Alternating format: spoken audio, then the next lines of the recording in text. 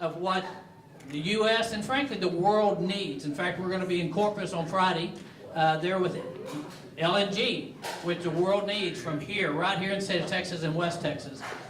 So, on the campaign trail, you get a lot of rhetoric. Mays will tell you I'm not a rhetoric guy. In the Senate, we all had our own microphone. Mine was seldom used. I just am not a big talking guy. This is difficult, especially following this guy for me. But I'm a workhorse. I enjoy working, which is why I love this job. It's because I'm busy 24/7 in the comptroller's office because we have so much going on. But I do want to share with you some of the results. Not talk a bunch of rhetoric. I want to share the results that we've had in the comptroller's office just in the 8 months that I've been in the office. Number one, I left being chair of Veteran Affairs and Border Security in the Texas Senate, where all of a sudden we in the Biden administration came in. Guess what we had to do? The federal government's job. And we did that with Operation Lone Star and establishing the Texas border wall, which, by the way, is extremely similar to the Trump border wall that was going up until the Biden administration got in. But we spent billions of your taxpayer dollars doing the job of the federal government because of the Biden administration. And we had to do that. And it was the right thing to do. And Mays and I voted on billions of dollars to make sure we were securing the border when the federal government refused to do it. And Terry did it right here with us. But with that great big beautiful bill, there's $11 billion that we're getting reimbursed for. And so we're working with Trump administration to get that $11 billion back so that we can use it to do things such as lower your property taxes. We're also starting, I like for lowering property taxes. And thanks to the legislature and Mays and Terry, we also have grants because in Texas, unlike Minneapolis, we work with our ICE agents and we're providing grants to help and assist where our sheriff department, you had a fine one sitting out working with the traffic, I saw him as I was walking in, making sure that we work with ICE, and we provided some financial incentives, $300 million in that. Chambers County. Yeah, right here in Chambers County. Well, that's a combination of the rural grants that we're doing as well, and the ICE grants that we're doing as well, to make sure that we continue to work together with law enforcement, securing our border and addressing illegal immigration. Well, the other thing, when I stepped into office, the governor previously, about 2 months before I stepped in, had asked all agencies to get rid of all DEI-related activity within the agency. Well, in the comptroller's office, we're in charge of financial issues, which is procurement, purchasing, and contracts, and we write the rules for that. Well, I stepped into the office, and what we had was what's called a HUB program, historically underutilized business, and I pulled up the statute. Terry Mays, I pulled up the statute, and guess what it was? It's a list of races. Race-based, and part of that was each agency was giving us their quotas on what they achieved in this HUB program, which frankly looked a lot like DEI, they just misspelled it. And so in my first few months, I said, you know what, we're not doing that. The governor has said he doesn't want Texas to be participating in DEI. All Texans should be treated equally, especially when doing business with the government, right? The state of Texas, everyone should have a level playing field, and that is exactly what we did. We got rid of DEI across the board in agencies. We rewrote those rules, and we rewrote the rules to help veterans. We kept with the HUB. We just made it Heroes United for Business, and it's geared towards our disabled veterans to help them, the 150,000 veteran businesses in the state of Texas, learn and help educate them on how to do business in the state of Texas. And now it's a veterans-based program rather than a race quota-based program in the state of Texas. And we're the first state to lead on that, thanks to the request and the guidance of Governor Greg Abbott.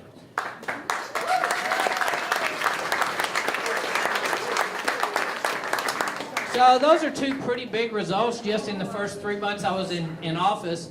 But the other thing that we had to do is I've got a background in public education. I started on a local school board for 13 years. I also started a business from scratch. I left the chemical I didn't leave the chemical distribution world. I left the corporate world. I'm still in chemical distribution. But I started my own business in 2004, literally with nothing. I had a laptop. I didn't even have a car. I had to go buy a truck, so I had something to deliver out of when we first started. But when we started the school choice program, Texas Education Freedom Accounts, it was like starting a business from the ground up. And the governor knew I had that experience.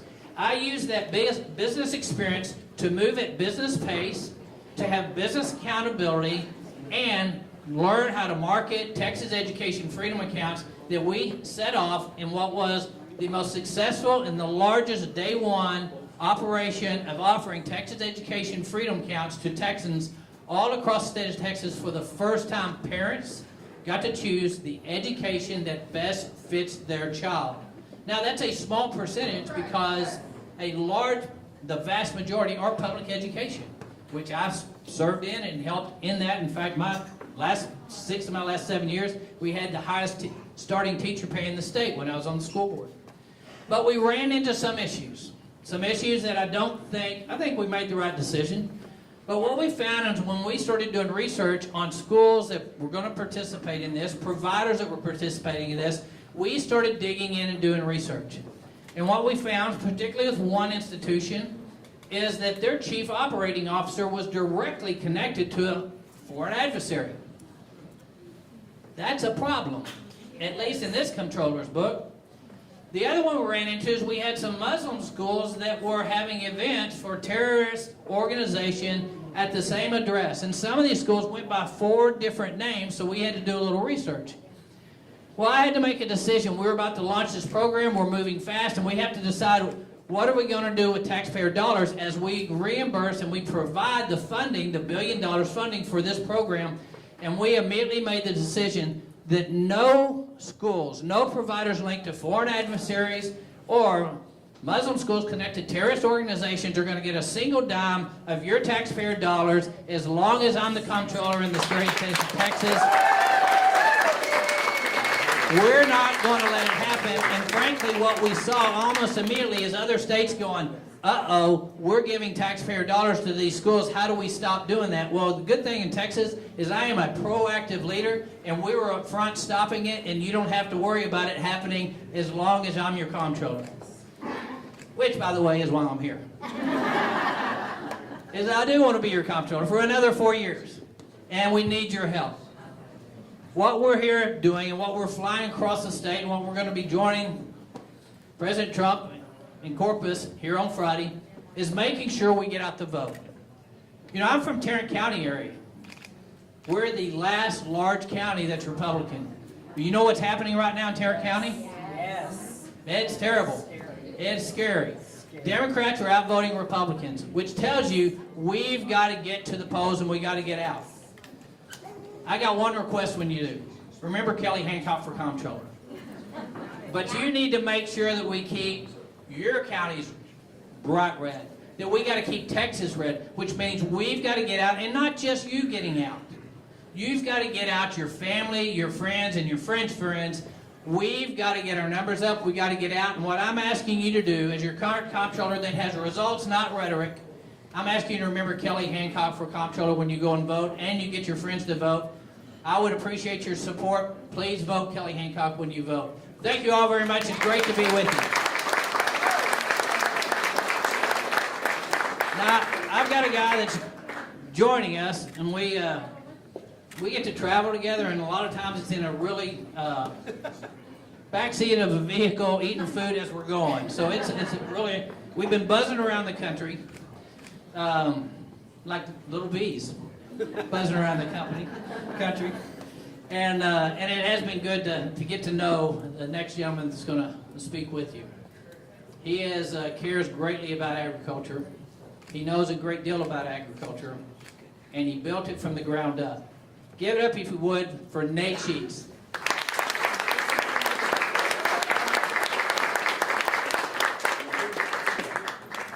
I'm learning. Chambers County, how are you guys doing? Having a good time? All right.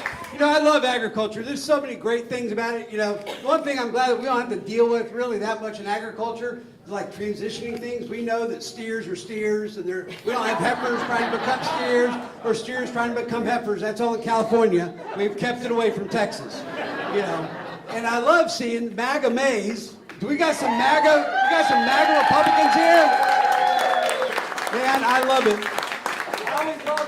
I always love being around other people that want to help make agriculture great again in Texas. How about farmers? Do we have any farmers in here? Oh, yeah. Yep. Rice. Yep. Rice. Okay. Good beef. All right. We got any ranchers in here? Oh, we got over here. What are you? Cattle? Yes, sir. All right. Small ones? All right. Well, good. I was thinking once we got down here near Beaumont, we're going to have a lot more agriculture. I'll tell you, some of these other cities go, anybody in agriculture in here? Crickets. So it's good to be back with our people. Yes. You know, I'll tell you, before the rest of you guys kind of zone out, let me ask you this. If you're not in agriculture, I want you to know how important this seed is.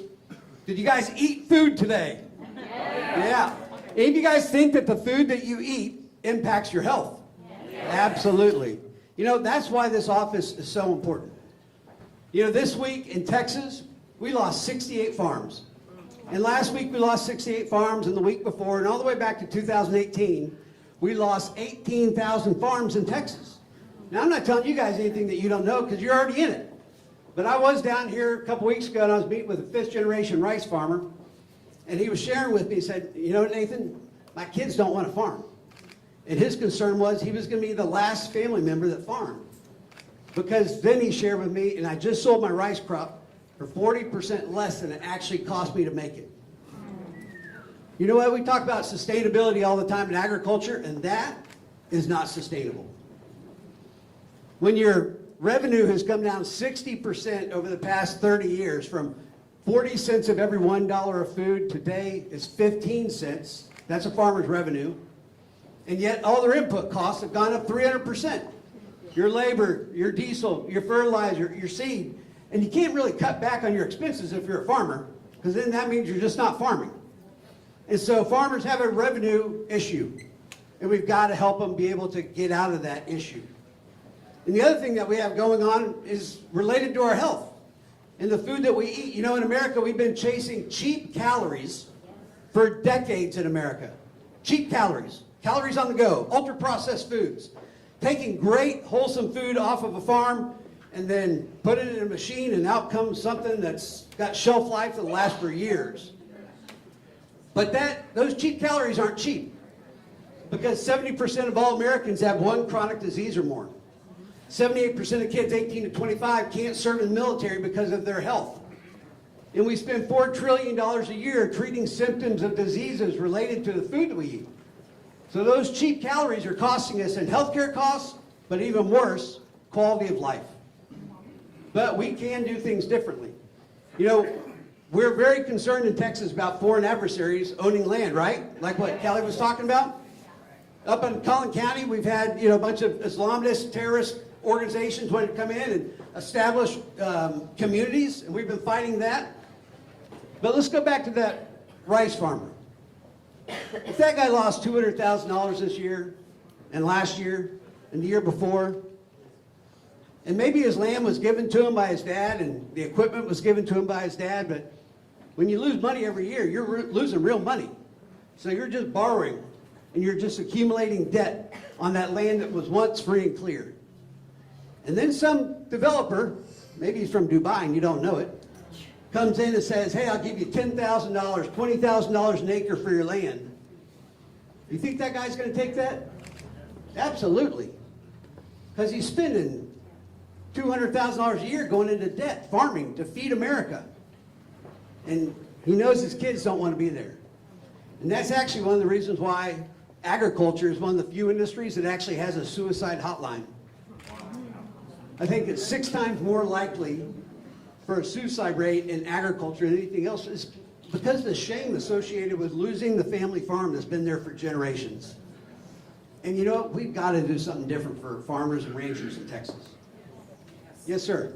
What's your stand on GMO? What's my stand on GMO? I think that God created things perfectly. And so the more that we can get back to the way things that God made it, all the better.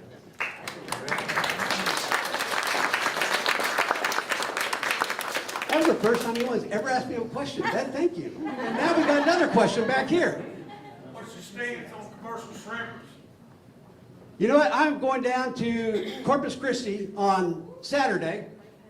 and I'm spending time down there, and so I'm going to have a much greater understanding, but we got to help our shrimpers, and we got to help our oyster people. What about getting us under agriculture? Couldn't hear what he said. I couldn't hear you. He said, what about getting us under agriculture?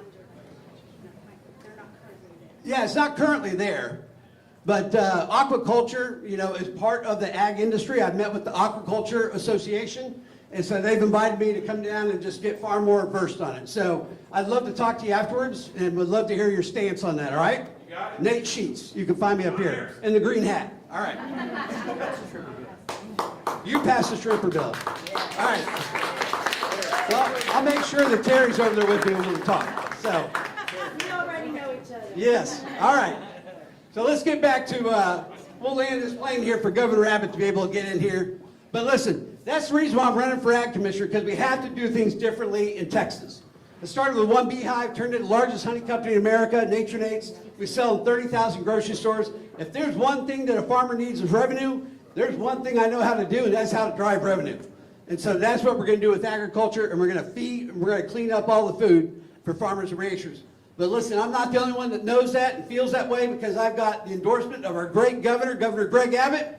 I've got the endorsement of the Texas Farm Bureau, the Texas Cattle Raisers Association, the Texas Cattle Feeders, the Wildlife Association, the Forestry Association, all the grassroots associations, the Kingwood Tea Party, Grassroots We the People, because everybody knows we cannot afford another 4 years under our current leadership at the Texas Department of Agriculture, but I need you guys to help. What about our children? Yes, we're going to help our children. We're going to clean up our food. So actually, the Texas Department of Agriculture has 5.5 million kids that you're responsible for feeding in the school lunch program. Yep. We were 44th in the school nutrition program in the state of Texas. Well, I'm talking about child We're going to be in the top 10 by the end of the first term. So we're going to change it, but I need your help. Nate Sheets for Ag Commissioner. Nate Sheets for Ag Commissioner. And Kelly didn't say 10. We need you to go out and tell 10 friends, 20 friends, because we got to make a difference. This is so great. So Nate Sheets for Ag Commissioner, Kelly Hancock for Comptroller, and let's get out there and get it done. But now, Lee, Terry, I'm so sorry, Terry, here we go. That whole shrimp thing got me all thrown off, Terry. I'm so sorry. All right, so here you go, Terry.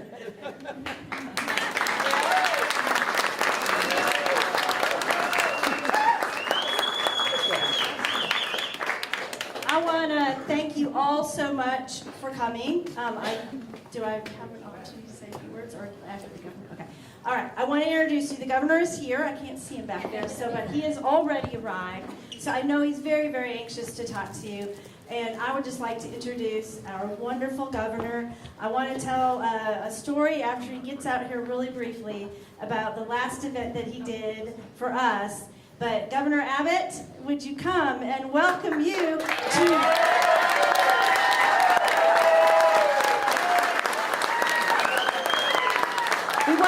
We want to welcome you to the rice capital of Texas, Winnie, Texas. And I do want to thank you so much for being here. Oops, we're tangled up here. But thank you, Governor. I appreciate you coming. I do have a great story that I would like to tell that you did at Christmas time for us, for a very special person. We had a lady, she's a Republican. She lives in the Bay Clef, San Leon area, and she's a little bit hard, and rightly so. She lost her son in the National Guard. I don't know if you remember talking to her or not. You made her Christmas.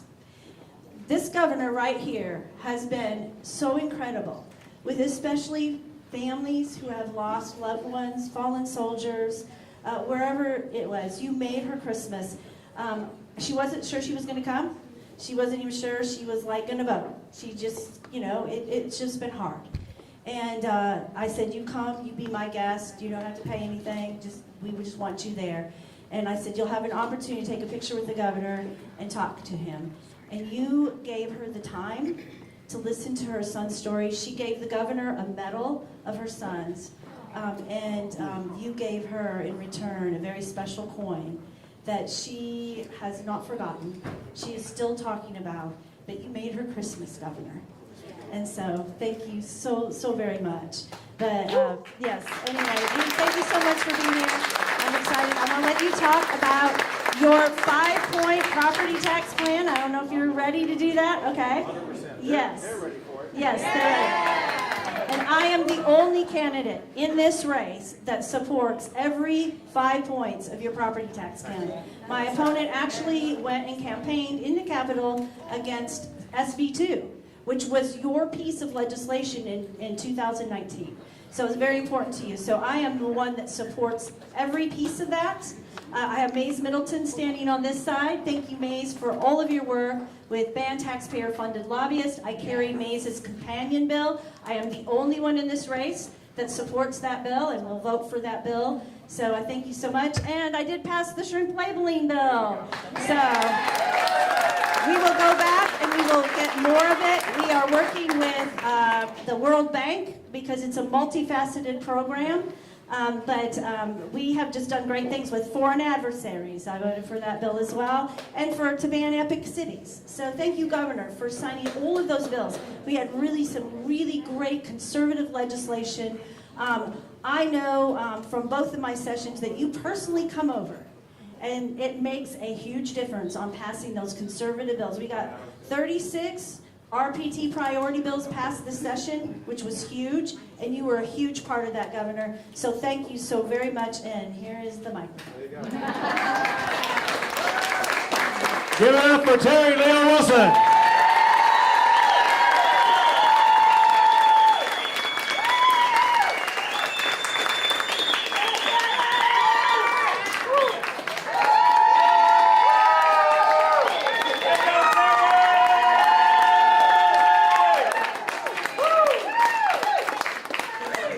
I think they like you.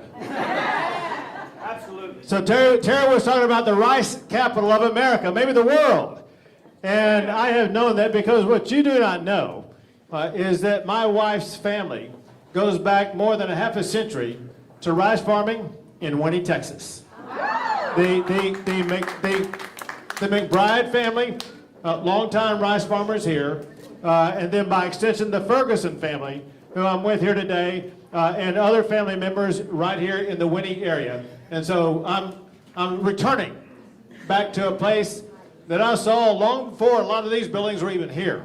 You guys have grown a whole lot, but you're still at the bottom, in the souls of your heart, still the same great Texans that we've come to know and love right here in Winnie, Texas. Listen, there's a lot of places I could be, but there's no more important place for me to be than right here, because we have a fight on our hands coming up in this election cycle. Everybody here has to understand what's at stake. Your values, your future, the future of Texas is at stake, and I'll tell you why. Because we are fighting against far leftist socialists who are trying to hijack our state and turn it over. And by God, we're here today and tomorrow and every day to keep Texas, Texas.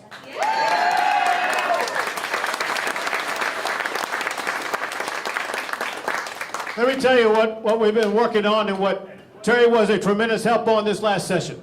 Just go over a county or two to Harris County, and you'll find that county is run by socialists, as is Dallas County and Travis County and Bexar County and these other places. But that trickles over into here. What Terry has to do is go to the Texas House of Representatives and fight for the conservative values of Chambers County to fight back against the leftist socialists in Harris County. Let me give you one quick example of what Terry helped get across the finish line. In Harris County, socialist judges allow dangerous murderers back out onto the street after being arrested. There are more than 200 Texans who were murdered by someone who had been previously arrested for murder and let out on bail by these leftist progressive judges in Harris County. And Terry and I said, we're not going to allow that to happen anymore. And we got a law passed that keeps those dangerous murderers where they belong, and that is behind bars.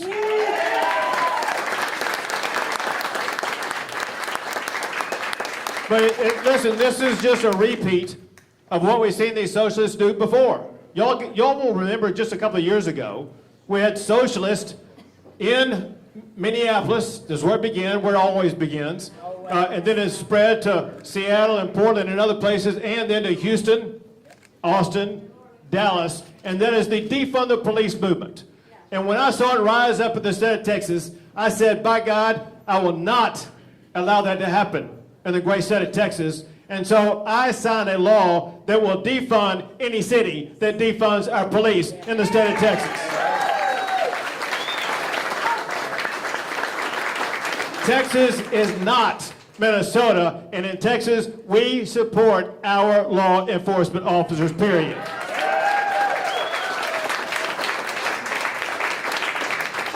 So listen, we deal with dangers from here or from abroad. One thing that Terry helped get across the finish line and got to my desk was the strongest law in America that bans foreign adversaries like China from buying our property or buying our water here in the state of Texas. It's banned because of Terry Leo Wilson. And included in that law was a provision that authorized me to declare certain entities or countries as foreign terrorist organizations. And I used that power to declare the Muslim Brotherhood and Council on American Islamic Relations, known as CARE, as foreign terrorist organizations and to ban them from the state of Texas.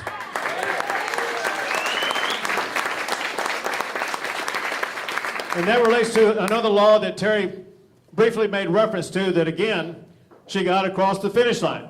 And that is, we've seen, if you know anything about the Dallas area and Collin County area, that's an area where Muslim organizations created Muslim-only communities, which violates Texas law, and they tried to create it in a way where Sharia law would be applied. So what Terry got to my desk was a law that I signed that banned that city. It's called Epic City. Epic City has never gotten off the ground. They never broke ground, and they never will break ground in the state of Texas because they are banned.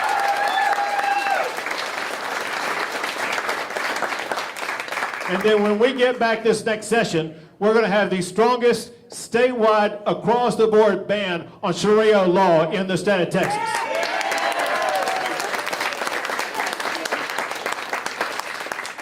Two other areas that she's been very strong on. One is going after anybody who traffics in fentanyl, killing our kids in this state.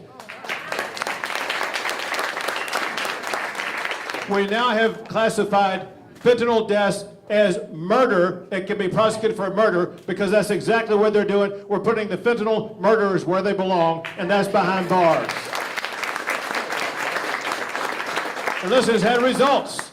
We've seen fentanyl deaths decrease by 40% over the past year here in the great state of Texas. And also, we're not letting up because we know that dangers always lurk along the border. Most recently is what I did this week. When you saw the cartels break out in gunfire and try to take over parts of Mexico, I immediately brought into action the Texas Department of Public Safety, and we have redoubled our emphasis on the border to make sure there's no spillover crime by the cartels coming into the Lone Star State. But that's really just a part of the broader picture of what we did over the past 5 years. You know, you have a president of the United States, Joe Biden, who refused to enforce the immigration laws of the United States. And as a result, he allowed in more than 13 million illegal immigrants, including people from foreign hostile nations, including people on the terrorist watch list, including people who were known to be murderers, rapists, and child predators. And we said, by God, we don't have to live under Joe Biden's reign. And Texas took over, and we did things no other state has ever done in the history of the country. Texas is the only state to build our own border wall.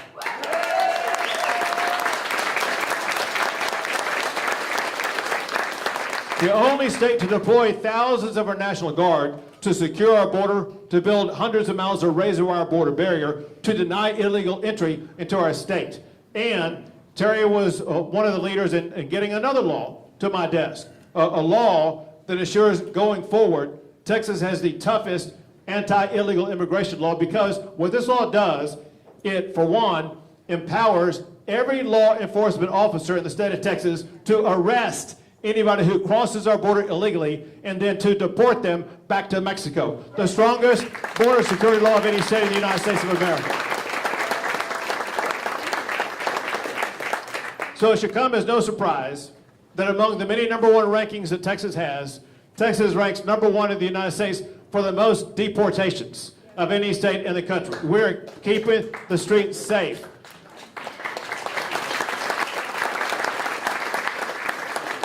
Speaking of number one, listen, I could get up here and read a list of all the ways that Texas ranks number one, and that would take 30 minutes of your time, and I know you don't have 30 minutes to listen to all the ways Texas ranks number one. Let me just tell you this. As Terry knows, I talked about creating another number one aspiration for Texas. I said the time has come for Texas to rank number one in America for educating our children.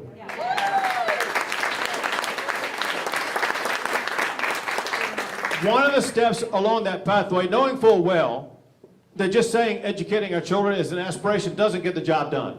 It's more than an aspiration. It's more than a slogan. There are specific steps that can and must be taken to achieve that goal. One of which we got passed, and that's to ensure school choice for the parents who want to choose a different pathway to educate their children. Empowering parents. Think about this. No one knows a child better than that child's parent. Now those parents are empowered to choose the education that's best for their child. But listen, we know this also.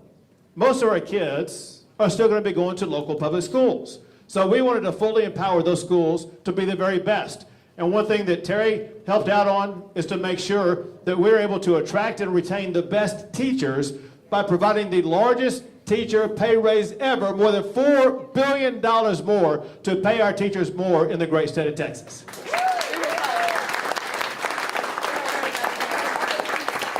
But surely you can agree with me on this, and that is even if we have the best teachers, we're still not going to have the best education if we have the worst curriculum.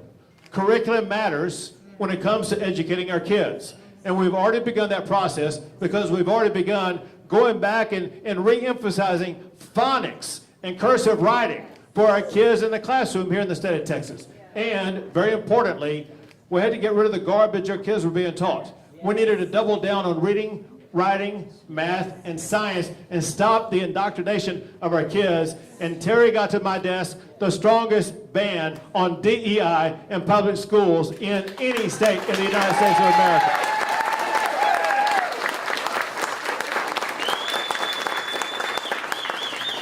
And she also helped get to my desk just a common sense law. And that is a law that says no boys and girls sports in our public schools.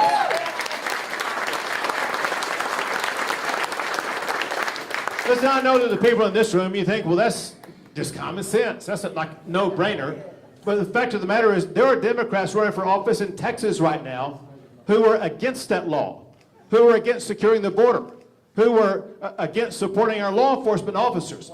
We have very dangerous socialist Democrats who are running. And we got to make sure that we defeat those Democrats. Those Democrats are even against cutting your property taxes. But get this, we know property taxes is just one of the ways in which our fellow Texans are facing a pinch in their wallets. Listen, affordability is a real issue. And I got to tell you a way that I've heard it as much as any other way. Whether you're a business owner like this, or whether you own a home, or just own a car or truck, insurance and the cost of insurance is going through the roof. And we're not going to take it anymore. So I've already defined and discovered ways in which we can slash those insurance costs. And, you know, inflation, they say, goes up 2 or 3 or 4% a year. Your insurance cost has been going up like 100% a year, 200% a year. That has to stop. And we will not finish next session until Terry and I slash your insurance rates by more than half.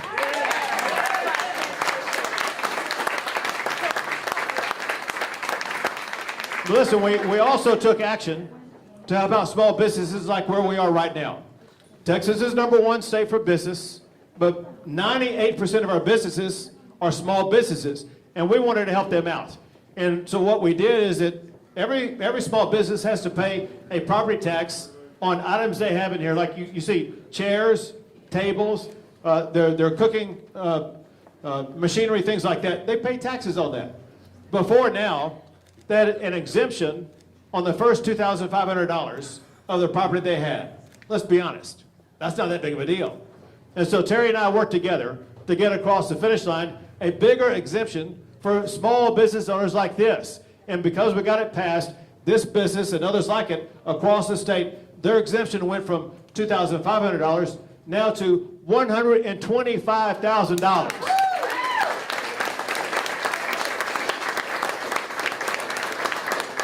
It puts more money in their wallets. It allows them to hire more employees or expand their business. Here's what I know. Those business owners, they know far better how to run their business than any government official in Austin, Texas. We are going to take that money and return it to where it belongs, and that is to the pockets of our small business owners. Amen. So let's talk about property taxes. Property taxes are driving people out of their homes, and it has to stop. Let me tell you what we just did and then what we must do. What we just did is now for the third time since I've been governor, we increased last year your homestead exemption. So what is that? A certain valuation of your homestead is exempt from school district property taxes. When I became governor, that amount was the first $15,000 of your home. Well, that's not a big deal. That's like your front porch or something like that. So we increased it, and now after what we passed this last session, that exemption is now $140,000 of your home is not subject to school district property taxes. And for our seniors, none of whom are here, but if you were a senior, you're not a senior. Oh, sir, you look too young to be a senior. But know what senior is. So next month, you qualify like maybe some other seniors do, and that is the first $200,000 of the value of your home is exempt from those school district property taxes.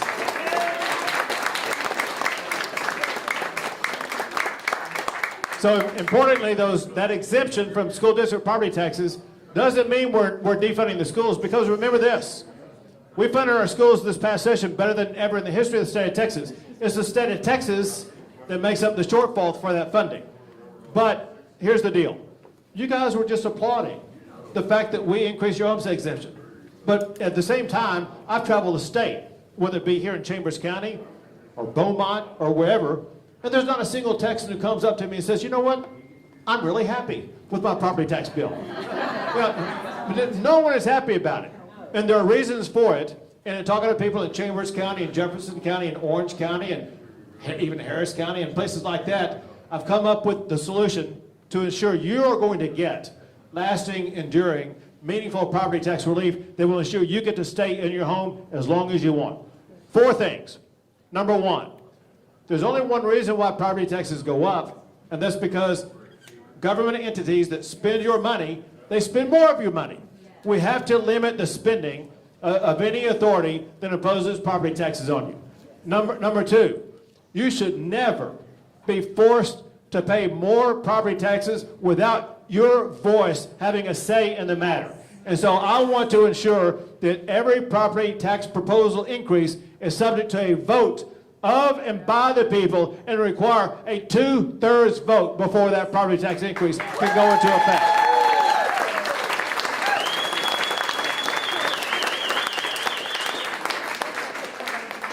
Next is your appraisals. Listen, the appraisals are out of control. I talked to a woman whose hand was trembling with an envelope in her hand because in that envelope was her new appraisal, and she knew when she opened up that appraisal bill, she would not be able to stay in her home. We must end that. Let me tell you what the current problem is. Right now, Texas law allows your appraisal to go up 10% a year. Easy math will show that makes it impossible for you to stay in your home. We have to stop that and reduce that. We must reduce from 10% a year to no more than 3% a year of your appraisal increase.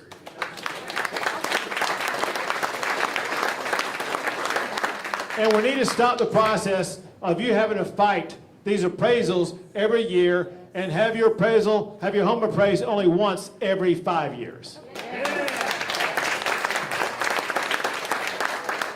So if we do everything I just talked about doing, that alone would lead to substantial property tax reduction. However, when you add this next one alone will more than cut in half your property tax bill, knowing that most of your property tax bill goes to your school district. Listen, your home should not be the piggy bank to fund our schools. That is the obligation of the state of Texas. It should be the state of Texas that fully funds 100% of our public schools, not your homestead.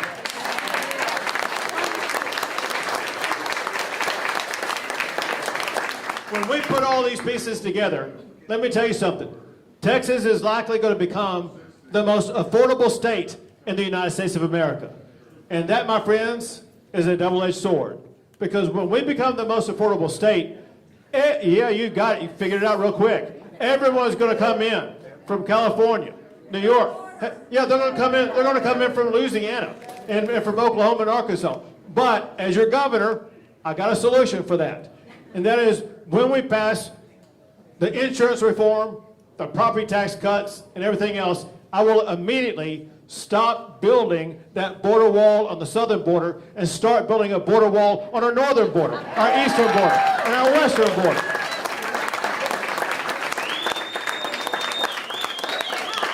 And fully secure the future of the great state of Texas. But listen, there's something else in the meantime that's more essential to securing the future of Texas. And that's the men and women right in front of me right now. That's because the future of Texas could be decided in the next few months. What matters is not speeches, it's not slogans, it's not even TV commercials or mailers you get in the box. What matters are people who go vote.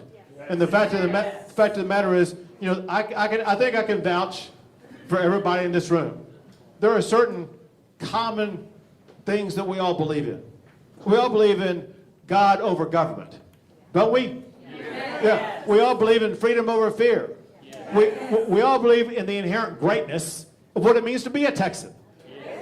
No one says that. I'm proud to be a Kansan, but we're proud and we're loud about the fact that we are Texans and we are better than any other state. And by God, that is a cultural deal. And we got to ensure that we protect our culture and protect our state. And we do that by making sure we keep Texas red. We deny the socialists the ability to hijack our state and push it far to the left. And when we do that, we will keep Texas, Texas, and we will remain the best state in the greatest country in the history of the world.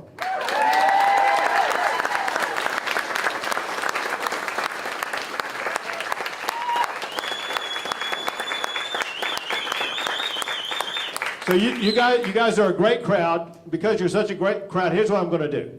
I'm going to stick around, and anybody who wants a picture, I'm going to take them. But here's the deal.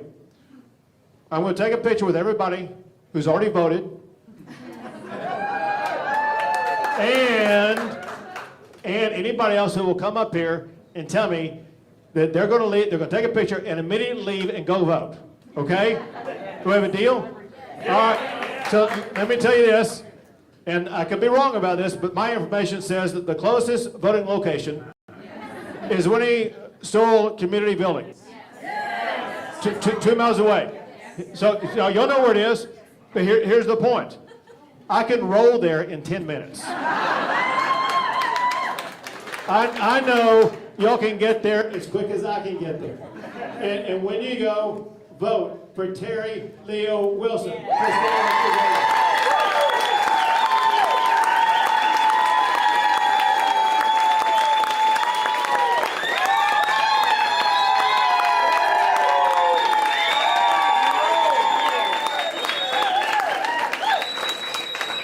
God bless you all. God bless the great state of Texas.